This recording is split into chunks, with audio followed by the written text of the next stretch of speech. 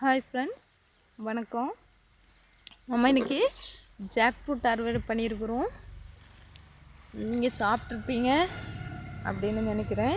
இது ரொம்ப சுவை உள்ளது. இதனோட கொட்டை வந்து ரொம்ப ரொம்ப பெனிஃபிட் ஆனது. இந்த கொட்டையை நம்ம வேக வைக்கும்போது கொஞ்சம் ஒரு 10 பல் பூண்டு போட்டு வேக வைக்கணும். வேக வைக்கும்போது அதில் ஒரு 3 விசில் அடித்ததும் சிம்மில் போடணும் கொஞ்ச நேரம். அதுக்கப்புறம் அந்த கொட்டையும் அந்த பூண்டுட்டுருக்குறேன்ல அதையும் சேர்த்து சாப்பிட்டேன்னா வயிற்றுக்கு எந்த விதமான பிரச்சனையும் யாருக்குமே வராது. அதனால் நீங்கள் அப்படி செஞ்சு பாருங்கள். அப்புறம் பப்பாயாவும் அறுவடை பண்ணியிருக்கிறோம். அப்புறம் இது வந்து கோவா, விட்டமின் சி அதிகம் உள்ள உணவுப் பொருள்.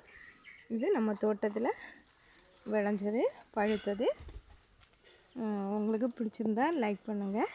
தேங்க்ஸ்.